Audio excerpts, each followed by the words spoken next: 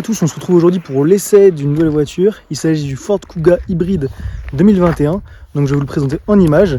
Ça fait à peu près une semaine qu'on l'a et que je roule avec. Et je vais pouvoir vous partager mon avis sur cette voiture.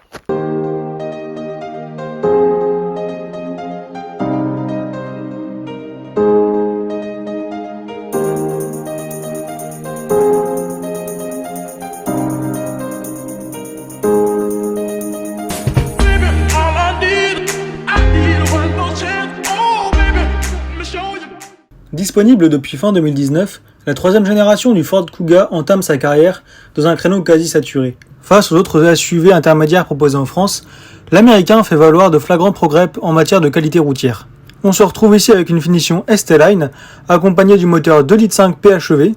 Il s'agit d'un gros 4 cylindres atmosphériques à cycle Atkinson, comme chez Toyota, associé à un moteur électrique de 61 chevaux. La puissance combinée s'établit à 225 chevaux. Les dimensions ont grimpé en revanche. 10 cm de plus, soit 4,63 m, ce qui fait du Kuga l'un des plus costauds de la catégorie. Cela se traduit sur les volumes intérieurs, l'espace aux jambes étant franchement généreux aux places arrière, surtout banquette reculée. Bonne nouvelle, l'hybridation n'entrave pas la capacité du coffre, qui est ici entre 475 et 645 litres. L'implantation de la batterie de 14,4 kWh située sous l'assise est indolore pour la vie et la modularité. À l'intérieur, l'agencement est classique, la finition est de bon niveau. Pas de surenchère de dalles numériques géantes, mais un simple écran central avec une interface devenue presque intuitive depuis l'adoption du système Sync 3. C'est dommage, le plastique est omniprésent dans cet habitacle et donne un aspect assez cheap à ce Kuga. Concernant le compteur, l'instrumentation est entièrement digitale et se gère grâce aux commandes au volant.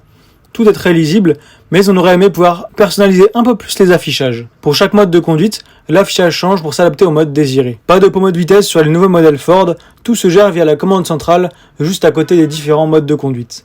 L'intérieur est donc bien pensé, très fortement inspiré de l'intérieur de la Ford Focus, mais les finitions me laissent un peu sur ma faim. Allons voir ce que ça donne sur la route, peut-être que le Kuga sera plus satisfaisant. Donc ça y est, là on est sur la route. Donc je me suis mis en mode confort, pour rouler comme ça c'est parfait. Là on est en full électrique, vous voyez, parce que j'ai réussi à la recharger, on a 3 km. Et ça c'est uniquement en roulant, donc c'est plutôt pas mal. On s'est mis en mode sport et je vais tester l'accélération.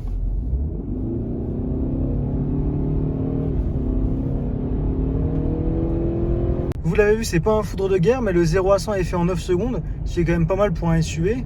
Avec 225 chevaux, on pourrait s'attendre à mieux, mais pour le quotidien, c'est vraiment idéal. En termes de conso moyenne, vous le voyez ici, on a été à 7 litres au 100, sachant qu'on a quasiment pas rechargé la voiture sur borne et qu'on a fait 500 km d'autoroute et de route de montagne comme ici. Pour une voiture de ce gabarit et de 225 chevaux, c'est vraiment correct. On pourrait s'attendre à plus. L'avantage est que si vous utilisez la voiture en daily, vous aurez facilement la possibilité de la recharger et de bénéficier des 50 km d'autonomie en électrique.